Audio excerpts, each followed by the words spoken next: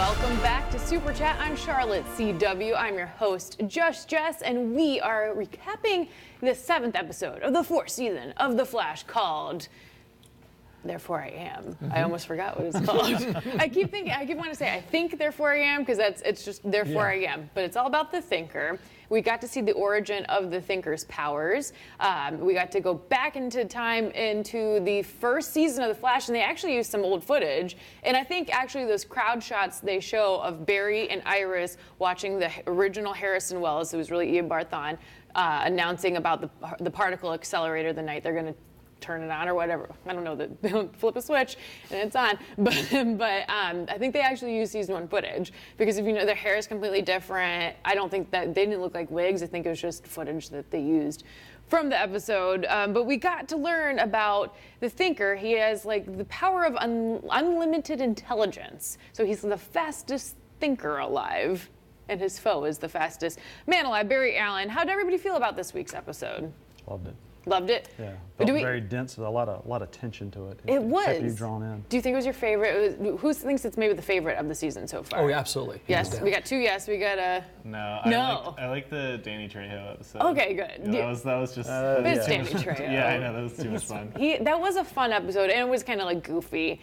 But I'm with you guys. We're talking a little bit about. I liked how this one wasn't so comic-y. Yeah. I really kind of liked how it was Barry versus the team in a way. Like Barry had to kind of be Barry and figure things out as almost like a CSI, although he was breaking all the rules. So we're glad that Barry's not in jail at the end of this episode.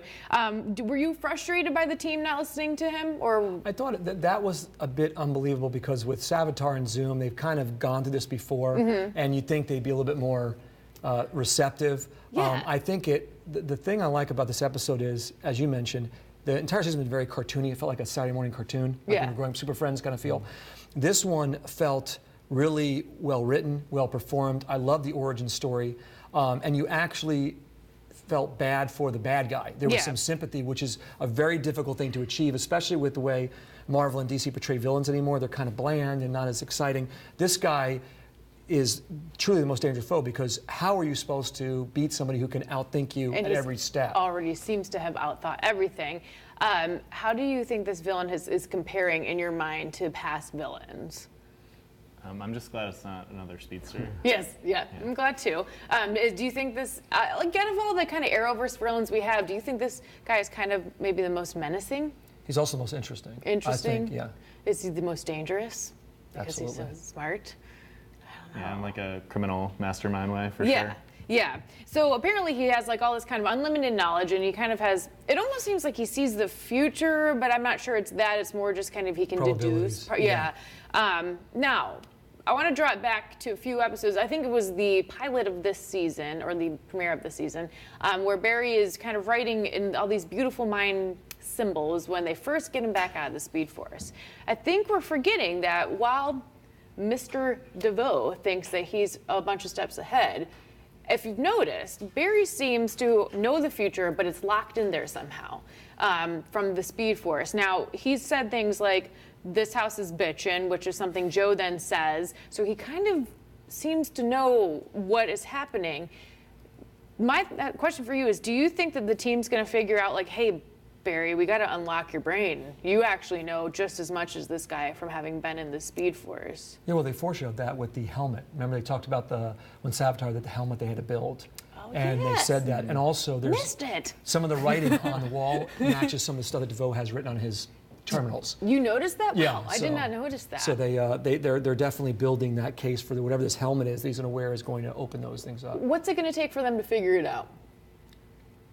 Probably something that they recall from the first episode that he might have said over and over. Or maybe somebody will say something and it'll jar their memory. Maybe somebody in Barry's memory will get jarred somehow. How do you think they're going to have to change this is kind of like Savitar. Savitar knew the future. How are they going to have to change their strategy going forward now to kind of deal with this guy knowing every next step? They got to respond unpredictably. I mean, if the Thinker thinks that far ahead, he's already got it thought out, so they have to basically take a wrong turn to stump him. Yeah. No, the Thinker has talked about his end game being like, he said the Team Flash will be the first to be part of the Enlightenment, and that he wants to save humanity from repeating their errors. What's he talking about? What's his end game?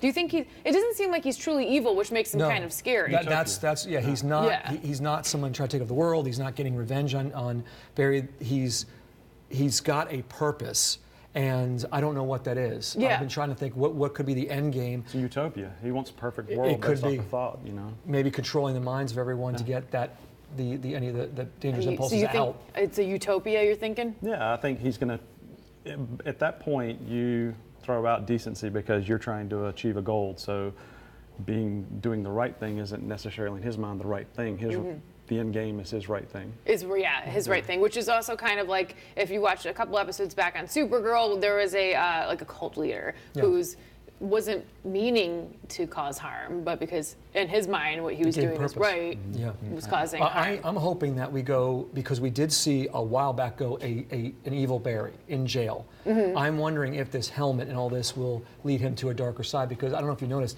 he's really perky and friendly this season.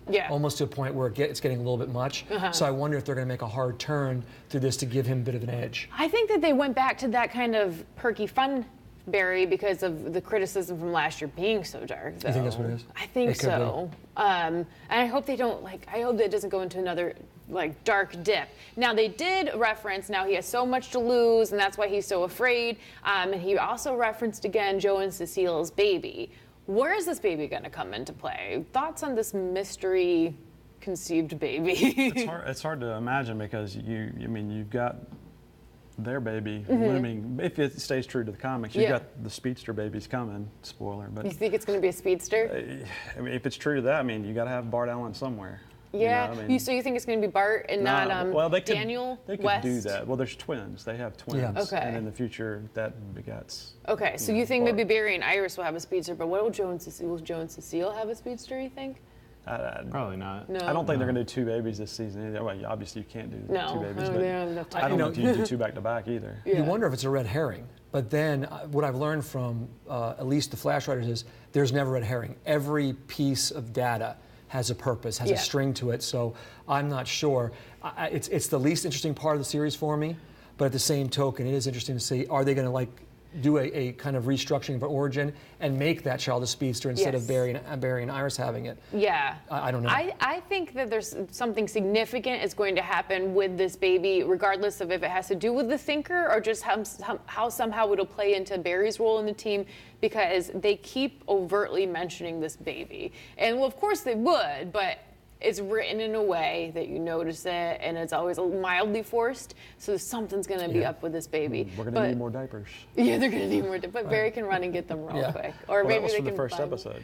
Oh, when is he came it? back, the first thing he said, he's like, "We're going to need more diapers." Interesting. So that makes me wonder if maybe Iris finds out if she's pregnant and he says something like, "We'll need more diapers." I'm sure you go back to that episode and just write down everything Barry said. I'm sure we're going to see the entire thread of everything he said. Somebody's doing that out there somewhere. And if you are, write in. I want to know, because that's really cool. And also talking about other sons, Wally West comes back and he drops that he has been battling a starfish from outer space, which is Starro the Conqueror from the comics.